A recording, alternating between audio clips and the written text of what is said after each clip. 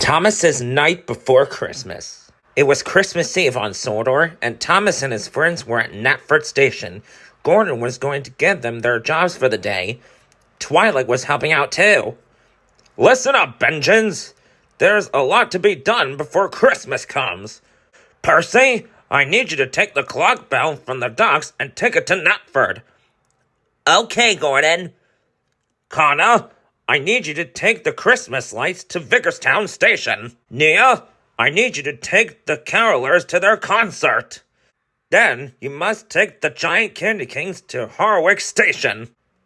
Make sure you get your jobs done tonight, engines. So Percy went to Brendam Docks to pick up the clock bell. Connor went to Vicarstown with the Christmas lights.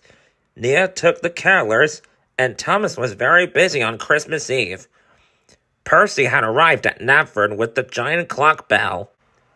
Now my job's done, I can go home and get ready for Santa to come. Percy set off for Titmuss Sheds and wondering how Thomas was getting on. Thomas had delivered the ice sculptures to Normanby and was now speeding to Harwick with the giant candy canes. He couldn't wait to be done so he could snuggle down in his bed. Meanwhile, back at the sheds, Percy, Nia, Connor, and Diesel were all done for the day. As they went to sleep, Thomas was now on his way to Ulfstead to deliver the inflatable snowman. Finally, he arrived. Now, back to the sheds. He raced as fast as his 6 small wheels carried him, but then his headlight went out. Just then, a distance bell rang out. The bell rang again. Only this time, Thomas heard a voice. Now, Thomas, now, without further delay, go, Thomas, go! Let the bell lead the way! But then he remembered, and that's what he did. The bell rang a 5th time as Thomas raced into the moonlight. Now Thomas could see the clock tower at Knapford, and he was almost home at Titmuss Sheds. Thomas wondered if he was going to make it. Suddenly, there came a new sound.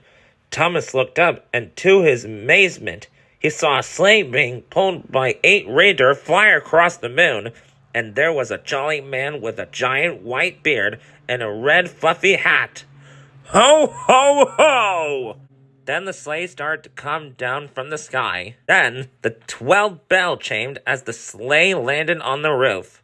Thomas stopped a short distance away. He watched Santa jump out of his sleigh and, carrying a sack over his shoulder, climb to the ground. Then going one shed door to the next, his single gift in each stocking, Thomas watched as Santa came to his door. He paused. Santa reached into his sack and placed a gift into Thomas's stocking. Thomas was so relieved, he almost yelled with joy. Santa climbed back onto the roof, whereupon he stopped, turned and looked at Thomas. Thomas froze. Then Santa gave him a wink before jumped into his sleigh, gave his reindeer a whistle, and flew up away. Thomas heard him exclaimed as he drove out of sight. Merry Christmas to all engines, and to all engines a good night!